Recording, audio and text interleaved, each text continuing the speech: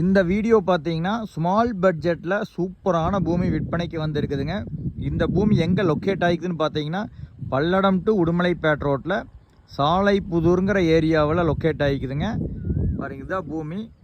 இந்த பூமி வந்து பார்த்தீங்கன்னா மெயின் ரோட்லேருந்து ரொம்ப குறைவான தொலைவில்லைங்க, நடந்து போகிற தொலைவில் லொக்கேட் ஆகிக்குதுங்க.